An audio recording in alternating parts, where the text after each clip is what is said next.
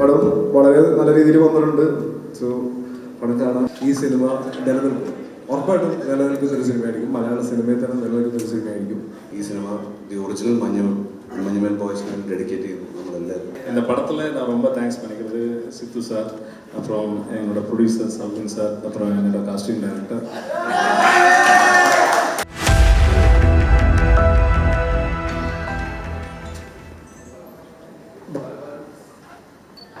Hello,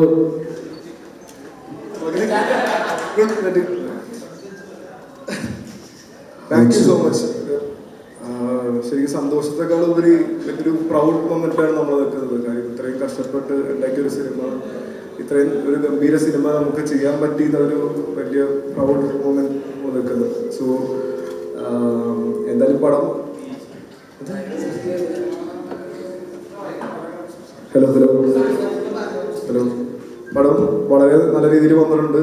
so പടം കാണാം. Thank you so much. അല്ല, സന്തോഷമുണ്ട്. കാരണം എന്ന് വെച്ച് കഴിഞ്ഞാൽ ഇത്രയും ഈ സിനിമ ഞാൻ ഫുള്ള് ഒരു സിനിമ അഭിനയിച്ചു കഴിഞ്ഞതിന് ശേഷം നമ്മളൊരു സിനിമ കേൾക്കണ്ടോ? അപ്പോൾ കാണണമെന്ന് ആഗ്രഹിച്ചൊരു സിനിമയാണ്. കാരണം ഇത്രയും സിനിമ അഭിനയിച്ചതിന് ശേഷം നമ്മൾ ഒരു സിനിമ എന്താണ്, ഇപ്പൊ സുഷി പറഞ്ഞു മലയാള സിനിമയുടെ സീൻ മാറ്റുന്നത്. അപ്പൊ അല്ല, അപ്പൊ അങ്ങനെ അപ്പൊ അങ്ങനെ അങ്ങനെ അങ്ങനെ എന്താണെന്ന് കണ്ടൊരു സിനിമയായിരുന്നു. പക്ഷെ എനിക്ക് പറയാനുള്ളത് വെച്ചാൽ ഇപ്പൊ നമ്മളൊക്കെ ഇപ്പൊ ഈ സിനിമയിൽ അഭിനയിച്ച അല്ലെങ്കിൽ സിനിമയിൽ വർക്ക് ചെയ്ത ആൾക്കാർക്കും ഇപ്പൊ എനിക്ക് തോന്നുന്നൊരു കുറെ വർഷത്തിന് ശേഷം ഇപ്പൊ നമ്മളൊക്കെ മരിച്ചു കഴിഞ്ഞാലും ഈ സിനിമ നിലനിൽക്കും, ഉറപ്പായിട്ടും നിലനിൽക്കുന്ന ഒരു സിനിമയായിരിക്കും. മലയാള സിനിമയിൽ തന്നെ നിലനിൽക്കുന്ന ഒരു സിനിമയായിരിക്കും. കാരണം ഒരു സിനിമയിൽ അഭിനയിച്ചിട്ട് നമ്മളൊക്കെ അഭിനയിച്ച ആൾക്കാരാണെങ്കിലും നമുക്ക് അറിയുന്ന ടെക്നീഷ്യൻസ് ആണെങ്കിലും നമ്മൾ ഈ പടം ഡയറക്റ്റ് ചെയ്ത് ചെയ്തുവാണെങ്കിലും നമുക്കതിന് ഇമോഷണലി എവിടെയെങ്കിലും കണക്ട് ചെയ്യുന്നുണ്ടെങ്കിൽ ആ സിനിമ സക്സസ് ആവുമെന്നാണ് ഞാൻ വിചാരിക്കുന്നത്. ഈ സിനിമ കണ്ടുകൊണ്ടിരിക്കുന്ന സമയത്ത് ഒരുപാട് സീക്വൻസിൽ എനിക്ക് ഭയങ്കര ഇമോഷണലി ടച്ചായി. ചില സീനിലൊക്കെ ഞാൻ കരഞ്ഞു. അപ്പൊ അത് എനിക്ക് ഭയങ്കരമായിട്ട് കണക്ട് ചെയ്തൊരു സിനിമയാണ് ഇപ്പൊ ഇത്രയും വർഷമായിട്ട്. അപ്പം ഉറപ്പായിട്ടും ഈ സിനിമ മലയാള സിനിമകളിലോടത്തോളം കാലം നിലനിൽക്കും.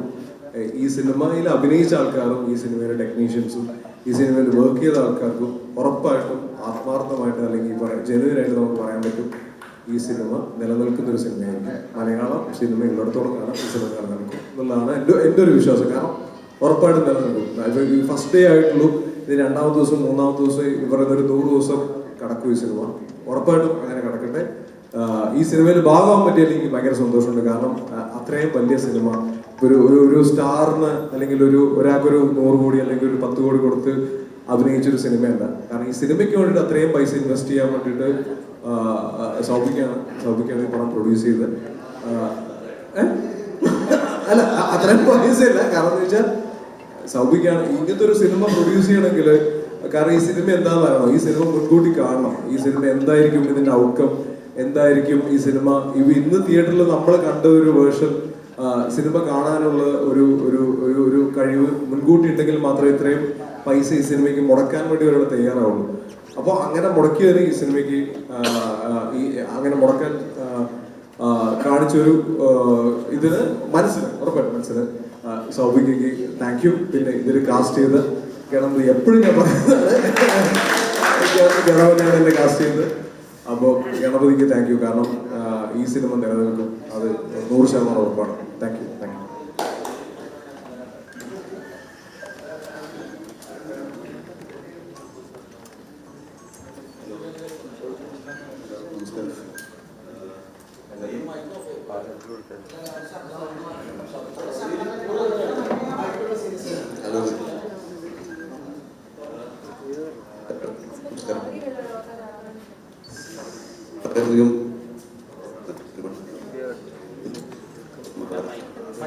ഈ സിനിമ കാണുക.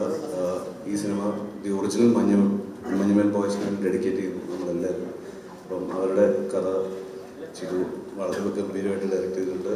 ഷൈജുക്ക, സൗബിക്ക, സുഷിൻ, എല്ലാവരുടെയും സപ്പോർട്ട്, സ്നേഹം വേണം. Thank you so much. പടം കാണാറുണ്ട്. Thank you. ഞാൻ ഇടയ്ക്കൊന്ന് ഇൻട്രപ്റ്റ് ചെയ്തോളെ. ഇതിൽ നമ്മളിപ്പോൾ ഇതുവരെ മുമ്പുള്ള പ്രൊമോഷൻസ് കണ്ട മഞ്ഞൾ ബോയ്സാണ്. അപ്പോൾ ഇതിൽ നമ്മളിപ്പോൾ പടം ഏതെല്ലാം ഇറങ്ങി, ഇതിൽ നമ്മുടെ തമിഴ് കാസ്റ്റ് ഭയങ്കര ഇമ്പോർട്ടൻ്റ് ആയിട്ടുള്ള 2 പേര് നമുക്ക് ഇവിടെ ഓൾറെഡി അവൈലബിൾ ആണ്. വിജയ് മുത്തു സാർ, ശശികുമാർ സാർ. സോ അവർ നമ്മുടെ കൂടെ ഉണ്ട്. അവരുടെ 2 വാക്ക്. மலையாள சினிமாவுக்கு ஃபஸ்ட்டு இந்த படத்து மூலமாக வர்றேன். சில பேருக்கு லாங்குவேஜ் புரியாமல் இருக்கலாம். தமிழ் இருந்தாலும் நம்ம சொல்ல வர விஷயம் இந்த படத்தில் நான் ரொம்ப தேங்க்ஸ் பண்ணிக்கிறது சித்து சார், அப்புறம் என்னோட ப்ரொடியூசர் சவுன் சார், அப்புறம் என்னோட காஸ்டியூம் டைரக்டர்,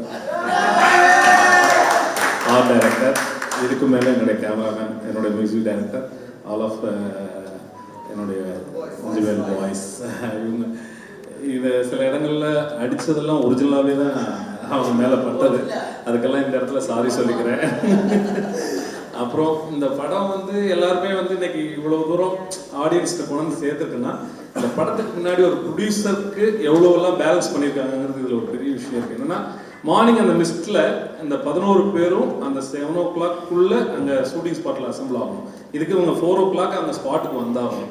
இந்த 4 o'clock வந்தாங்கன்னா தான் அந்த மிஸ்ட்டு வெளியில் போகிறக்குள்ளேயே இந்த ஷார்ட் எடுத்து முடிச்சாகணும்.